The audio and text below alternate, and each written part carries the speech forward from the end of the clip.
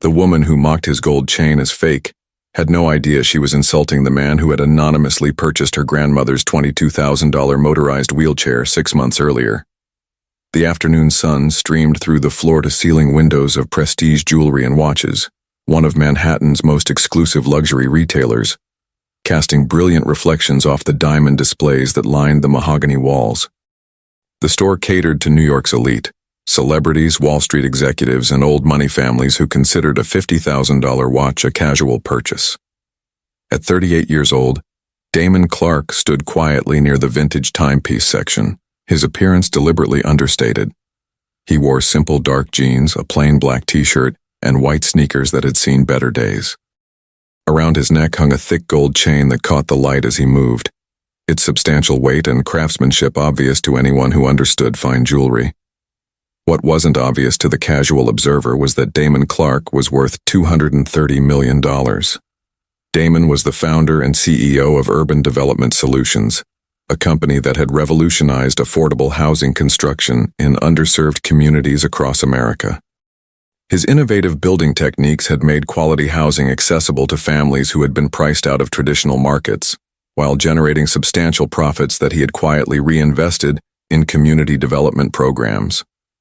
His success had come from understanding a simple truth: the greatest opportunities often existed in places that others had written off or ignored. Today's visit to Prestige Jewelry wasn't for himself. Damon was shopping for an engagement ring for his girlfriend Maya, a pediatric nurse who had no idea about the extent of his wealth. She knew he was successful in construction and development, but he had kept the full magnitude of his business empire private, preferring to live modestly and focus on their relationship rather than his bank account. The ring he was considering cost $85,000, a stunning vintage Art Deco piece with a 3-carat center diamond surrounded by smaller stones in an intricate platinum setting. It was the kind of ring that Maya would treasure for its craftsmanship and history, not its price tag. Damon had been examining the ring for several minutes when he became aware of a conversation happening nearby that made him increasingly uncomfortable. "Grandmother is doing so much better since she got the new wheelchair," a young woman was saying to her companion as they browsed through designer watches. The insurance company said they wouldn't cover a motorized one, but somehow this charity organization stepped in and paid for everything.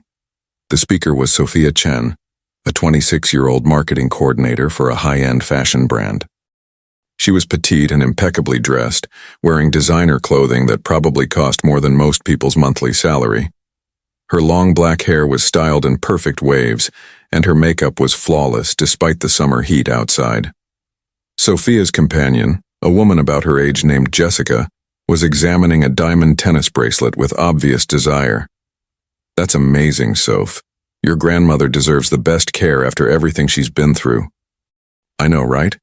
Sophia continued, her voice carrying the particular tone of someone accustomed to having problems solved by other people's money. "The organization is called something like Community Mobility Solutions. They just showed up one day and said they wanted to help elderly people who couldn't afford proper mobility equipment."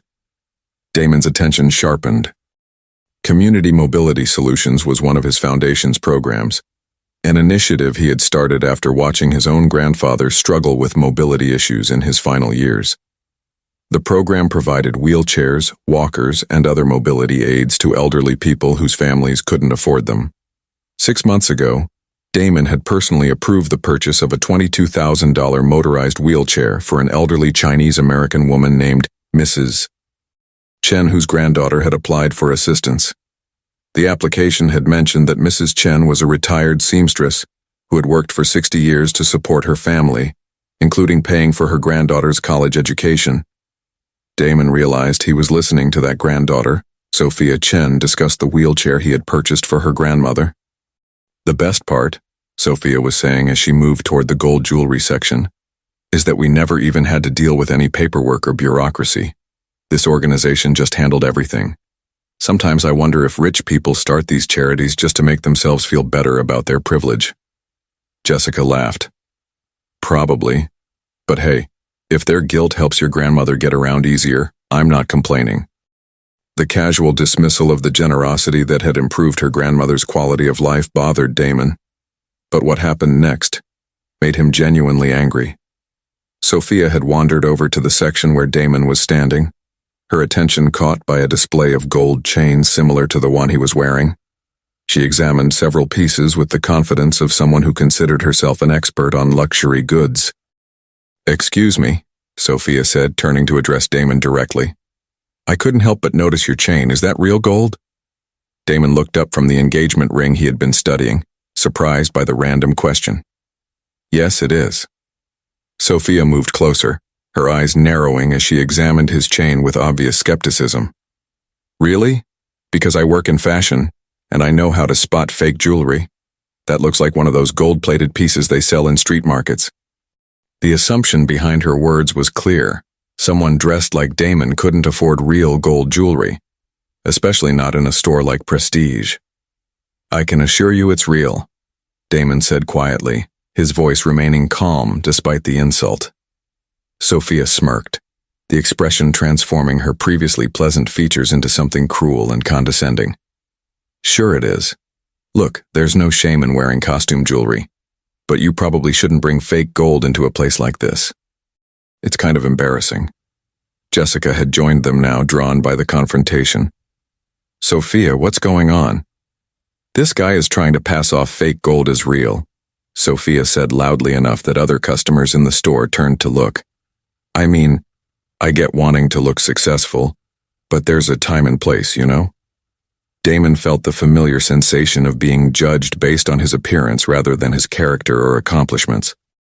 It was something he had experienced countless times throughout his life, the assumption that a young black man, regardless of how he carried himself, must be pretending to belong in spaces reserved for the wealthy.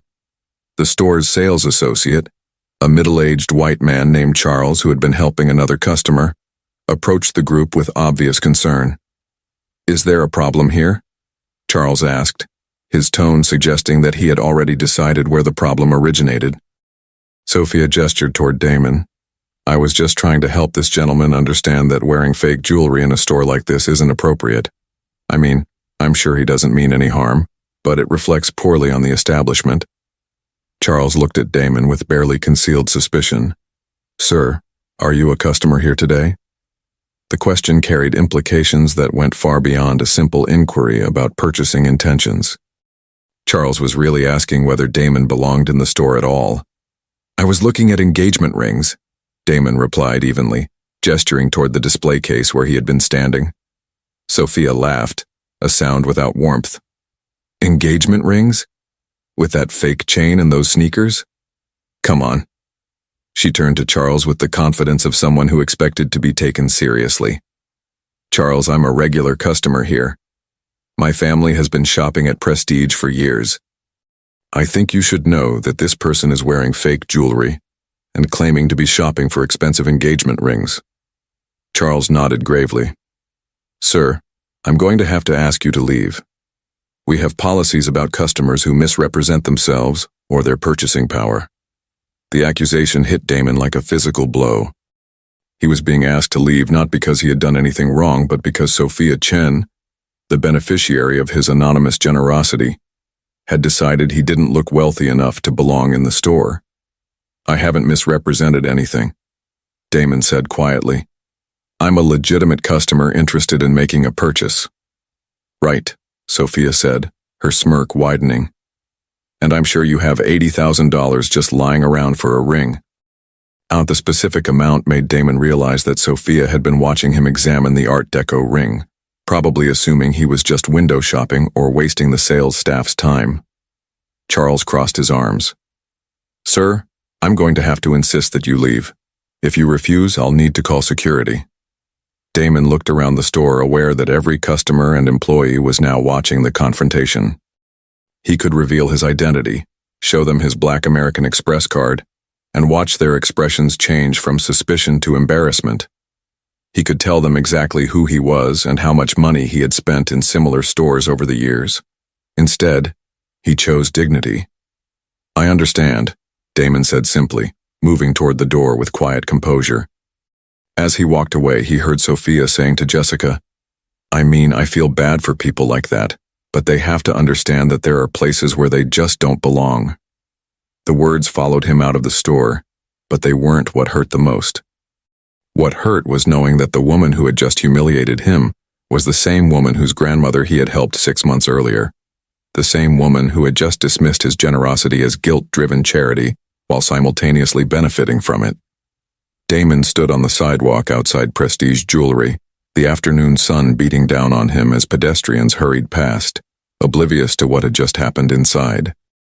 He pulled out his phone and scrolled through his contacts until he found the number for Dr. Sarah Rodriguez, the director of his Community Mobility Solutions program.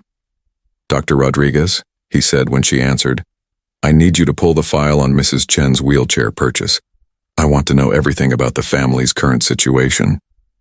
"Of course, Mr. Clarke. Is there a problem with the equipment?" Damon looked back at the jewelry store where he could see Sophia still talking animatedly with Jessica and Charles. "Not with the equipment, but I think it's time for an education about assumptions and gratitude." As he waited for Dr. Rodriguez to access the file, Damon reflected on the irony of what had just occurred. Sophia Chen had no idea that the man she had just humiliated as wearing fake gold was the same person who had given her grandmother the gift of mobility and independence. But she was about to learn that lesson in a way she would never forget. "Mr. Clarke," Dr. Rodriguez's voice came through the phone. "I have Mrs. Chen's file. What would you like to know?"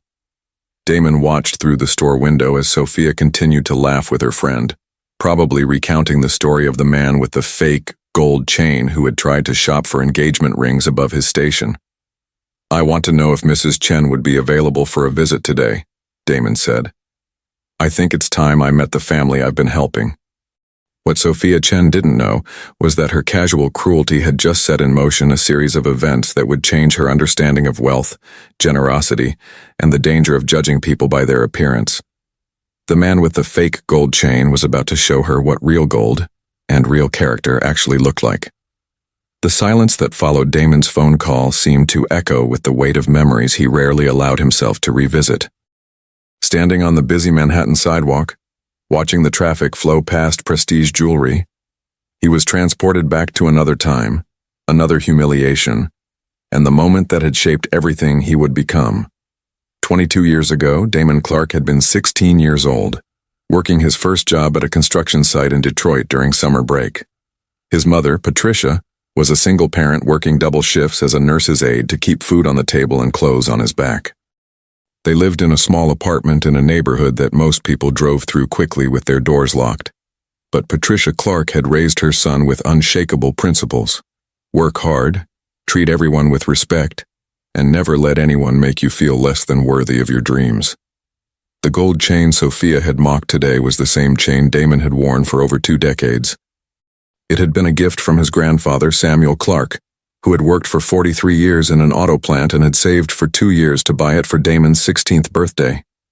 "This chain is real gold, son," his grandfather had said, fastening it around Damon's neck with hands that were gnarled from decades of manual labor.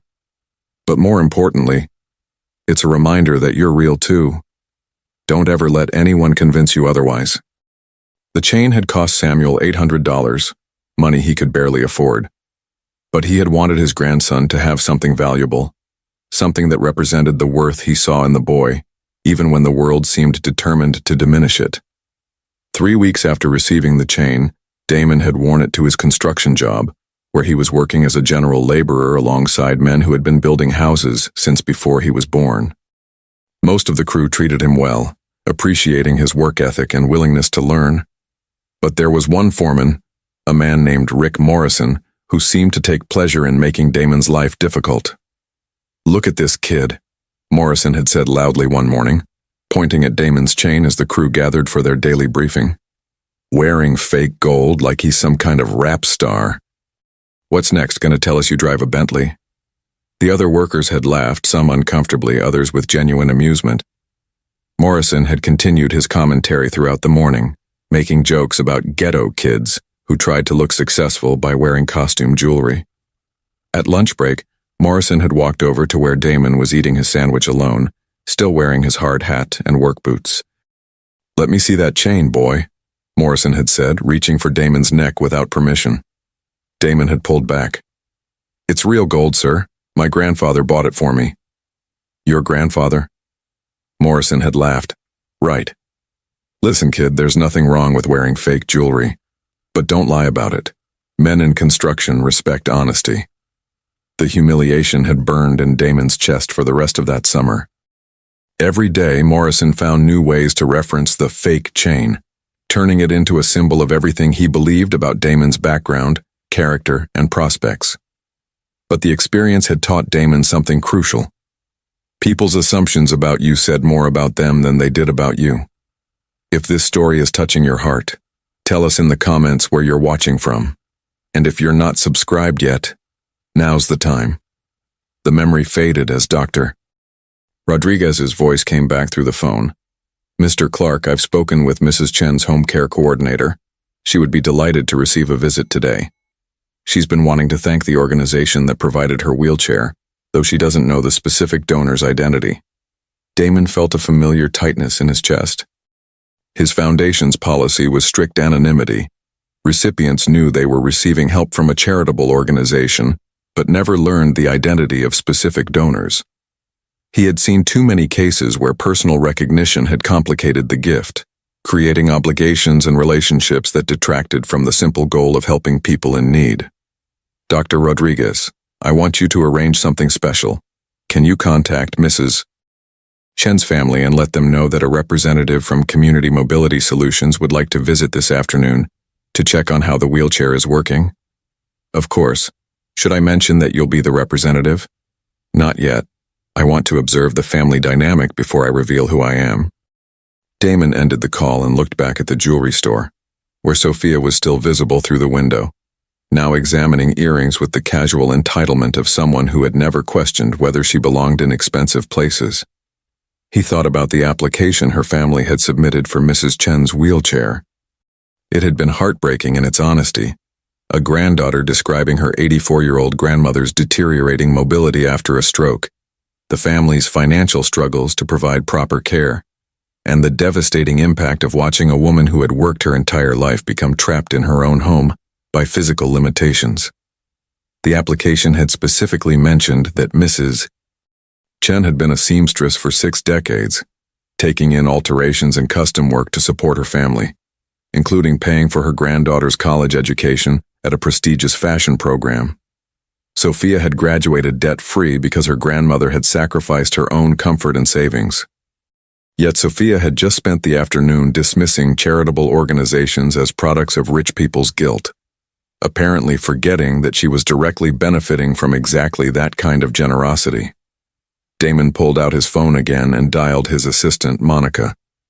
Monica, I need you to cancel my meetings for the rest of the day. Something's come up that requires my immediate attention. Of course, Mr. Clarke. Is there anything else I can help you with? Yes. I need you to contact the manager at Prestige Jewelry and Watches on 5th Avenue. Tell them that Damon Clarke would like to schedule a private appointment this evening to make a significant purchase. Make sure they understand that I'm a serious client. Monica was quiet for a moment. Damon rarely used his name or wealth to open doors that should have been opened based on basic human respect. Mr. Clarke, is everything all right? Everything's fine, Monica. I just think it's time some people learned not to judge a book by its cover. After ending the call, Damon walked to his car, a modest Toyota Camry that he drove specifically because it didn't attract attention or announce his wealth. As he drove through Manhattan traffic toward Mrs. Chen's apartment in Chinatown, he reflected on the choices that had led him to this moment. After that summer of humiliation at the construction site, Damon had made a promise to himself. He would become successful enough that no one could ever question his worth based on his appearance, but he would never use that success to diminish others the way Rick Morrison had diminished him. He had worked 3 jobs through college, earning a degree in civil engineering while learning everything he could about construction, urban planning, and real estate development. His breakthrough had come when he realized that traditional construction methods were pricing working families out of home ownership, creating a cycle where people like his mother could never build wealth through property ownership. His first development project had been a modest apartment complex in Detroit, designed to provide quality housing at affordable prices. The project's success had led to larger developments, then to consulting work with city governments, and eventually to the creation of urban development solutions. But success hadn't immunized him against the kind of prejudice he had experienced today. Money in the bank didn't prevent people from making assumptions about his background, his character, or his right to occupy certain spaces. The difference was that now he had the resources to respond to such treatment in ways that could create lasting change. Mrs. Chen's apartment building was a modest walk-up in a neighborhood that housed many immigrant families working to build better lives for their children. Damon climbed the 3 flights of stairs to apartment 3B, his footsteps echoing in the narrow hallway. When Mrs. Chen's door opened, Damon found himself face to face with a tiny elderly woman whose bright eyes and warm smile immediately reminded him of his own grandmother. "You must be from the wheelchair organization," she said in accented English, her voice carrying genuine joy. Please come in. I am so happy to meet you." Mrs. Chen's apartment was small but immaculately clean, filled with photographs of family members and examples of her intricate needlework. In the corner sat the motorized wheelchair that Damon's foundation had purchased, a top-of-the-line model that had restored her independence and mobility. "This chair has given me my life back," Mrs. Chen said, settling into the wheelchair with obvious comfort and pride. "Before I was prisoner in my own home. Now I can go to market, visit friends, even go to my granddaughter's work events." Damon smiled, genuinely moved by her happiness. "I'm so glad it's been helpful, Mrs. Chen. Can you tell me more about how it's changed your daily routine?"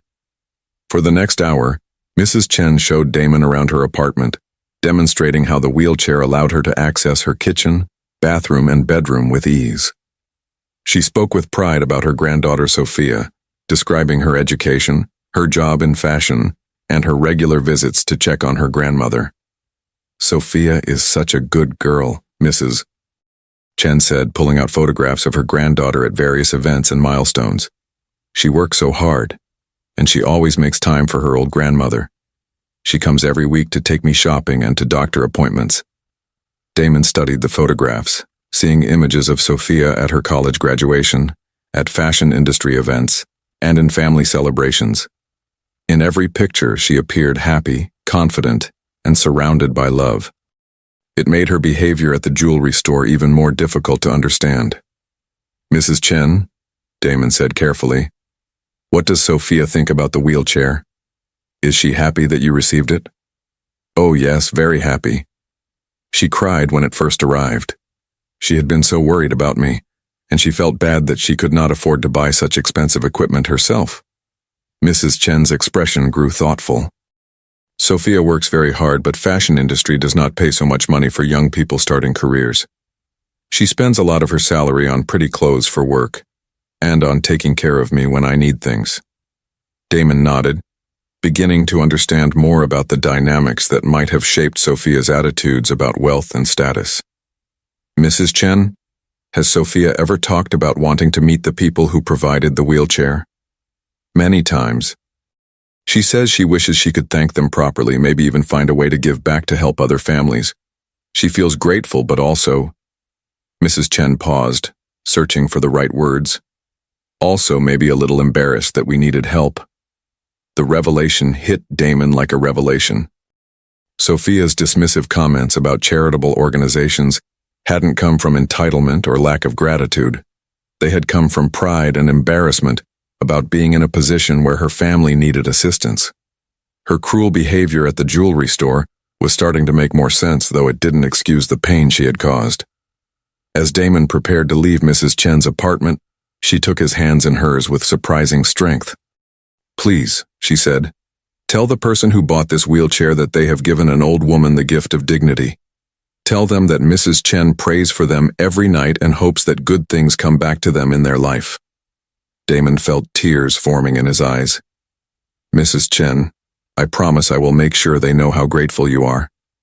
As he walked back to his car, Damon realized that the afternoon had become about much more than responding to Sophia's cruelty.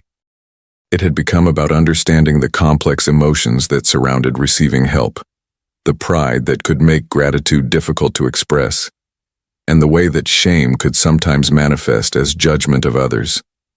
Sophia Chen had humiliated him today, but her grandmother had just reminded him why he did this work in the first place.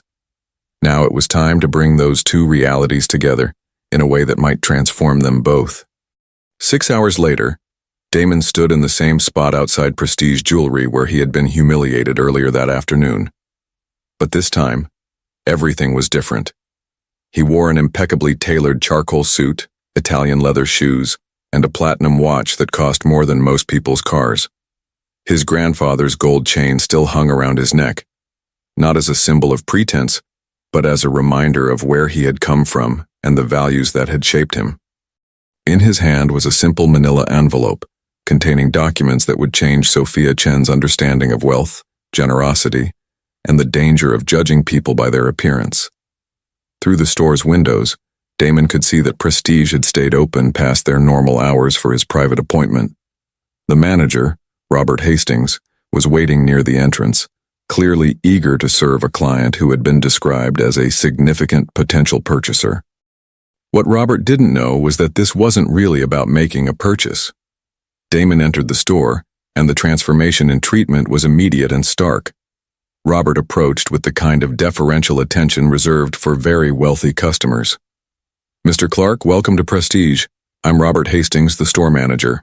We're honored to have you here this evening." Charles, the sales associate who had asked Damon to leave earlier, was also present, though he showed no recognition of the man he had humiliated just hours before. The expensive clothing and confident bearing had transformed Damon into someone completely different in their eyes. "Thank you for accommodating the late appointment," Damon said politely. "I'm particularly interested in engagement rings, and I understand you have some exceptional vintage pieces." "Absolutely," Robert replied, leading Damon toward the same display case where he had been standing that afternoon. "We have several museum-quality Art Deco pieces that I think you'll find fascinating." As Robert began showing him rings, Damon noticed someone entering the store through the employee entrance. Sophia Chen, carrying what appeared to be work materials and heading toward a small office space behind the main sales floor. "Excuse me," Damon said to Robert. "Is that young woman an employee here?" Robert glanced toward Sophia. "That's Sophia Chen, our marketing consultant. She helps us with social media campaigns and special events. She's here tonight working on materials for our upcoming trunk show." The coincidence was almost too perfect. Sophia worked for the store that had ejected Damon based on her recommendation.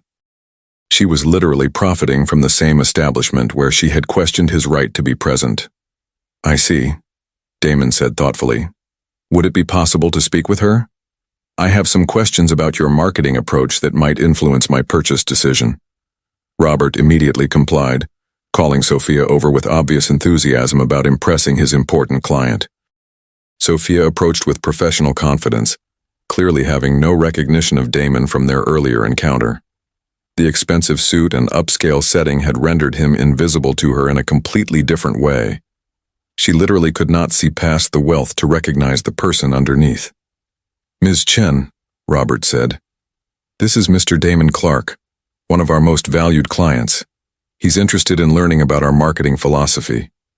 Sophia extended her hand with a practiced smile. "Mr.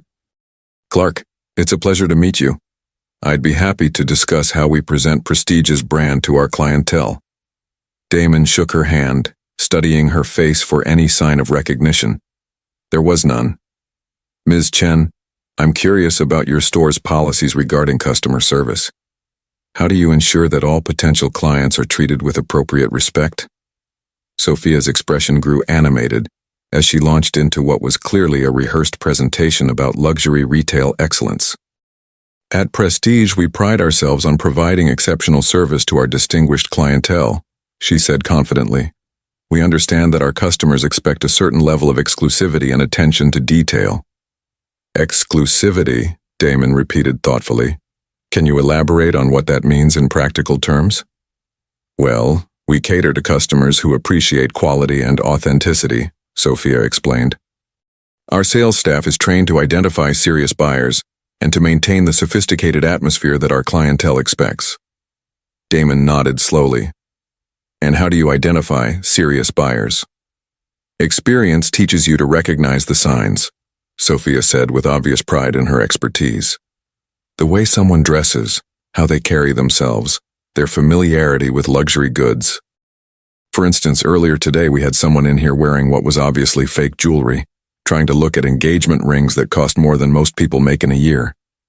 Robert shifted uncomfortably, clearly sensing that this conversation was heading somewhere problematic. Fake jewelry? Damon asked quietly. A gold chain that was clearly costume jewelry, Sophia continued, apparently oblivious to the danger she was walking into.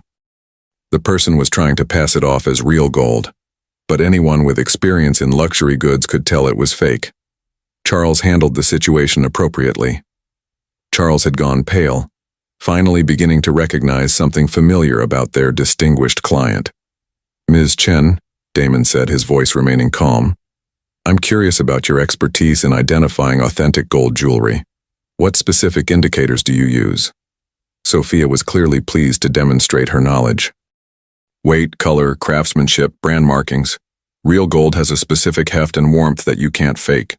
Plus, people who own authentic pieces usually have the lifestyle to match." "The lifestyle to match," Damon repeated. "You mean their clothing, their appearance?" "Exactly. Luxury goods are investments. People who can afford real gold jewelry dress accordingly. They don't shop for $80,000 engagement rings wearing sneakers and jeans." The specific amount hit the room like a thunderbolt. Charles made a small sound of recognition, and Robert looked between Damon and Sophia with growing alarm. Damon reached into his jacket and pulled out the manila envelope he had been carrying. "Ms. Chen, before we continue this conversation, I'd like you to look at something." He handed her the first document from the envelope, a receipt from Community Mobility Solutions, showing the purchase of a motorized wheelchair for Mrs. Chen, paid for by an anonymous donor through the Damon Clarke Foundation. Sophia stared at the document, her face showing confusion.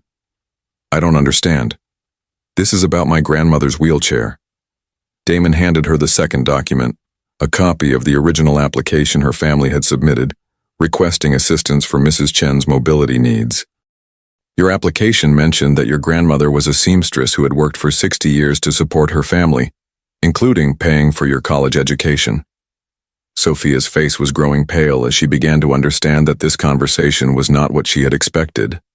Damon handed her the third document, a bank transfer record showing a payment of $22,000 from his personal account to the medical supply company that had provided Mrs. Chen's wheelchair.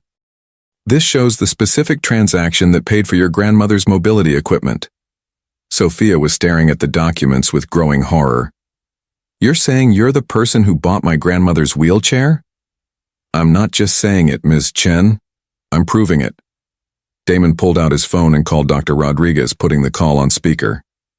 "Dr. Rodriguez, I'm here with Sophia Chen, Mrs. Chen's granddaughter. Can you confirm for her that I was the specific donor who funded her grandmother's wheelchair?" Dr. Rodriguez's voice came through clearly. "Yes, Mr. Clarke. You personally approved and funded Mrs. Chen's wheelchair purchase 6 months ago through your foundation. It was one of your direct intervention cases." Sophia was now staring at Damon with complete shock and growing recognition. "Ms.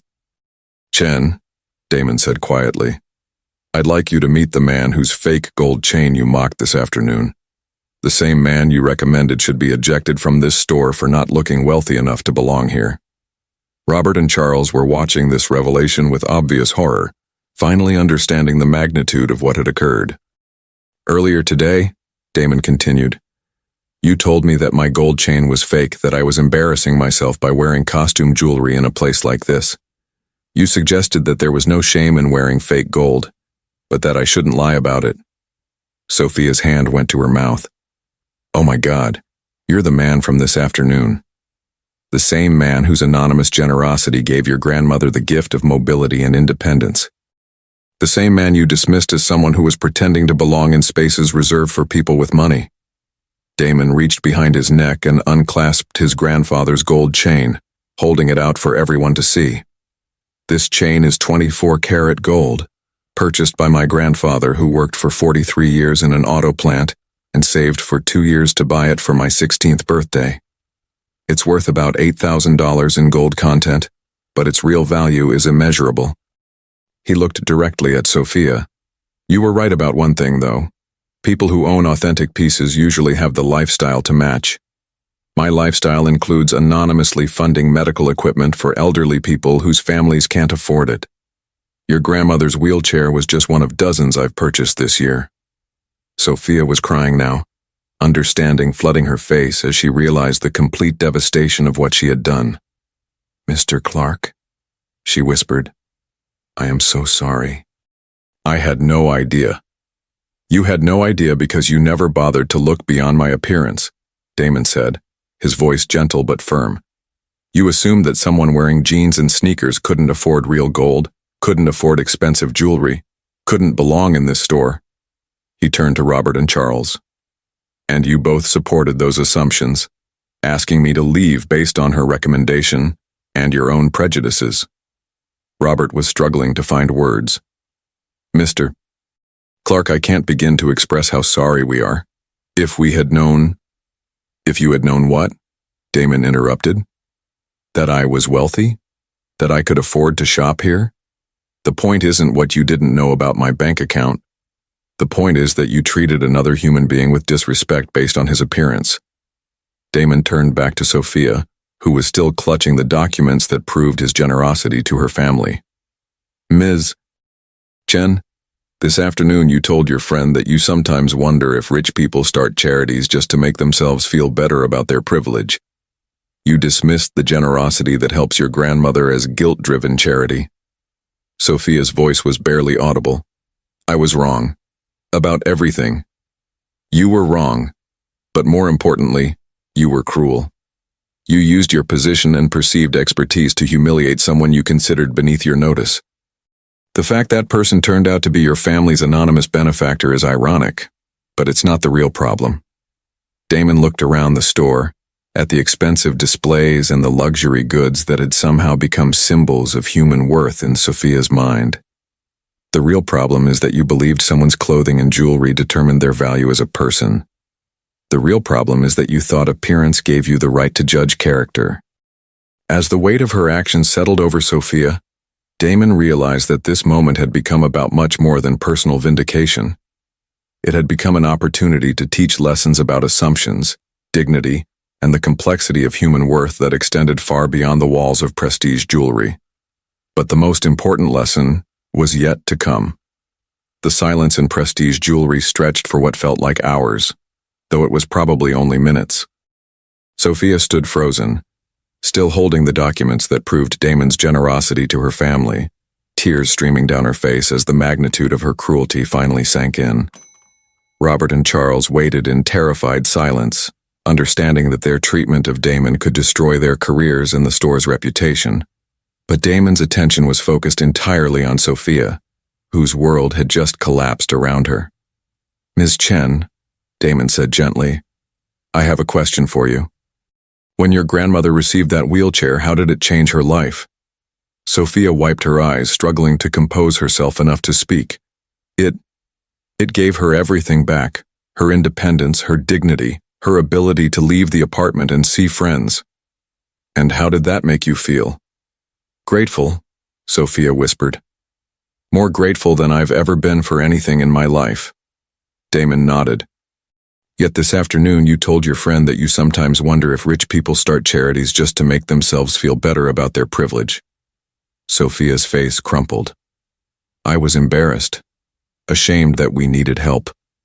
It's easier to be cynical about charity than to admit how desperate we were." For the first time since the revelation began, Damon's expression softened. "Sophia, there's no shame in needing help. There's no shame in accepting generosity when it's offered with genuine care." He gestured around the expensive store. "But there is shame in using your insecurity about needing help as justification for treating others cruelly." Sophia looked down at the documents in her hands. "Mr. Clarke, I know there's nothing I can say to make up for what I did to you today. But I need you to know that my grandmother talks about the wheelchair organization every single day. She prays for the people who helped her." Damon felt the familiar tightness in his chest that came whenever his anonymous gifts touched lives in ways he hadn't expected. "She told me," he said quietly. "I visited her this afternoon." Sophia's eyes widened. You went to see my grandmother? I wanted to understand the family I had been helping. I wanted to see how the wheelchair was working for her. What did she say? Damon thought about Mrs. Chen's bright smile, her demonstrations of how the wheelchair had restored her independence, her repeated expressions of gratitude for the anonymous donors. She said to tell the person who bought the wheelchair that they had given an old woman the gift of dignity. She said that Mrs. Chen prays for them every night and hopes that good things come back to them in their life. Sophia was crying harder now, understanding the stark contrast between her grandmother's grace and gratitude and her own afternoon of cruel judgment. "Mr. Clarke," she said, "my grandmother would be horrified if she knew what I did to you today." "Would she?" Damon asked. "Or would she be disappointed that her granddaughter had forgotten the values she worked 60 years to instill?" The question hit Sophia like a physical blow. "She always taught me to treat everyone with respect, regardless of their circumstances. She said that how you treat people who can't help you reveals who you really are." Damon watched Sophia process this realization, seeing genuine remorse rather than just fear of consequences. "Sophia," he said, "I want to show you something." He pulled out his phone and opened a photo album labeled Foundation Impact. The album contained hundreds of photos, children who had received medical care, elderly people who had received mobility equipment, families who had received housing assistance. "This is David Martinez, 8 years old, who received a heart transplant funded by my foundation." Damon showed her a photo of a smiling boy holding a soccer ball. "This is Martha Williams, 73, who received a stair lift that allows her to continue living in the home she's owned for 40 years. He continued scrolling through photos, each one representing a life changed by anonymous generosity. "This is what real wealth looks like, Sophia. Not the clothes you wear or the jewelry around your neck, but the ability to transform other people's struggles into opportunities for hope." Sophia studied each photo with growing understanding. "How many people have you helped?" "Over the past 5 years, my foundation has assisted more than 2,000 families. Your grandmother's wheelchair was case number 1437. The number seemed to stagger Sophia. "You've helped 2,000 families, and you remember my grandmother's case number?" "I remember every case," Damon said simply. "Because each one represents someone's mother, grandfather, child, or sibling who needed help and received it." Robert, who had been listening to this conversation with growing amazement, finally found his voice. "Mr. Clarke, I need to ask, are you planning to pursue any legal action against the store? Because we understand if—" "Robert," Damon interrupted, "I'm not interested in punishing anyone. I'm interested in education." He turned back to Sophia. "Ms. Chen, you work in marketing. You understand the power of perception and image. I want you to help me with a project." Sophia looked confused. "What kind of project?" "I want you to create a campaign about the danger of judging people by their appearance. I want you to use your skills to help other people avoid making the same mistake you made today. You want me to work with you? After what I did?" Damon nodded. "Sophia, you made a cruel mistake today, but you also learned something profound about assumptions and character. That education has value if you're willing to use it to help others." "I don't understand. Why would you want to help me after I humiliated you?" Damon thought about his grandfather's words from 22 years ago.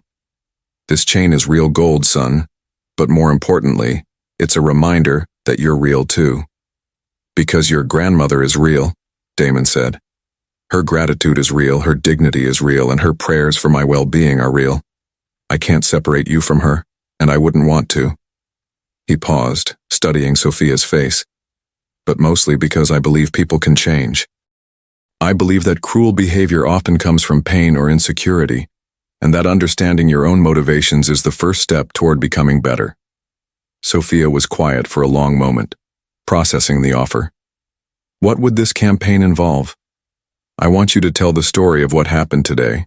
I want you to describe how your assumptions about my appearance led to cruelty, and how learning the truth changed your understanding of wealth, character, and human worth." "You want me to publicly admit what I did?" "I want you to publicly grow from what you did," Damon corrected. There's a difference between shame and accountability. Shame is about feeling bad.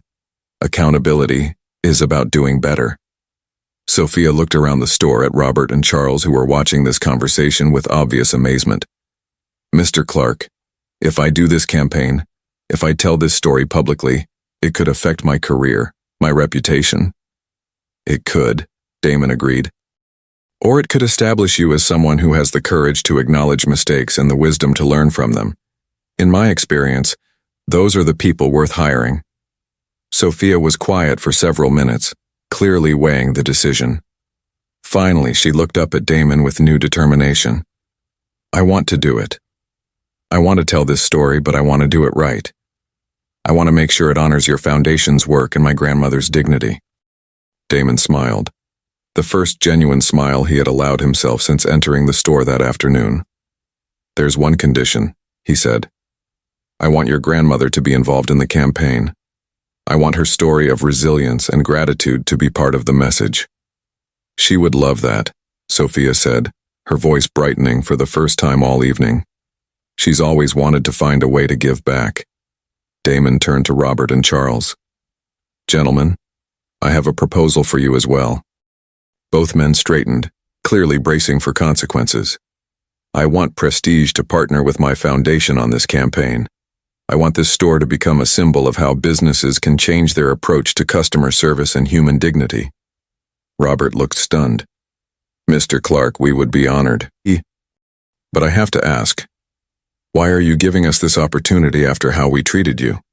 Damon thought about the question, remembering his grandfather's hands fastening the gold chain around his neck, remembering Mrs. Chen's prayers for her anonymous benefactor, remembering all the moments when someone's generosity had changed the trajectory of his life. "Because transformation is more powerful than punishment," he said finally. "Because change creates value in the world, while revenge only creates more pain." 3 months later, the Real Gold campaign launched across social media, print, and digital platforms. The centerpiece was a video featuring Sophia Chen telling the story of her encounter with Damon, intercut with footage of Mrs. Chen describing how the wheelchair had changed her life. The campaign's tagline was simple: "Real gold isn't what you wear, it's who you are." But the most powerful moment in the video came at the end, when Mrs. Chen spoke directly to the camera in her accented English. "My granddaughter learned that day that kindness is the only jewelry that never goes out of style."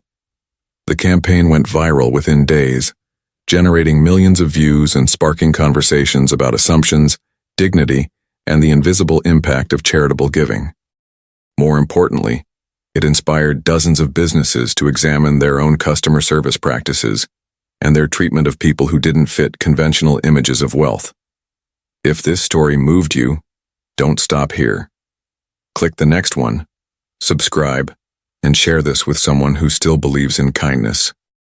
6 months after the campaign launched, Sophia had left her marketing job to work full-time with Damon's foundation, creating content that highlighted the stories of people whose lives had been transformed by anonymous generosity. She had discovered a passion for using her skills to amplify voices that were often overlooked or dismissed. Mrs.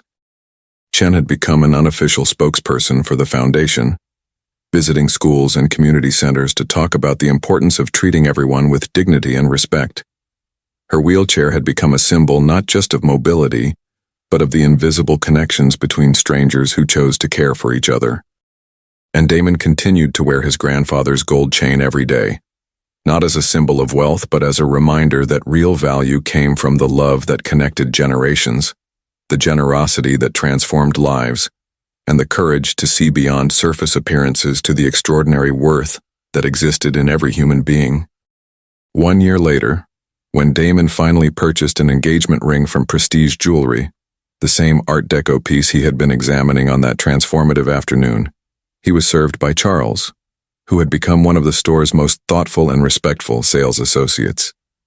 As Charles carefully wrapped the ring, he looked at Damon's gold chain and smiled. "That's a beautiful piece, Mr. Clarke. It looks like it has a story." "It does," Damon replied, thinking about his grandfather, about Mrs. Chen, about Sophia's transformation, and about all the stories that connected them. It's the story of everything that really matters. Sometimes the most valuable lessons came from the most painful encounters. Sometimes the people who hurt us the most were the ones who needed our compassion the most. And sometimes the greatest gift you could give someone wasn't money or material goods. It was the chance to discover who they were truly meant to be. In the end, Damon had learned something more valuable than he had taught, that real gold, whether in jewelry or in human character, revealed its worth not in how it looked on the surface, but in how it stood up under pressure, how it transformed over time, and how it created connections that lasted far beyond any single moment of recognition or praise. The chain around his neck would always remind him that he was real, just as his grandfather had promised. But more importantly, it would remind him that everyone he met was real too, deserving of dignity, respect, and the possibility of transformation, regardless of how they appeared on the surface or what assumptions others might make about their worth.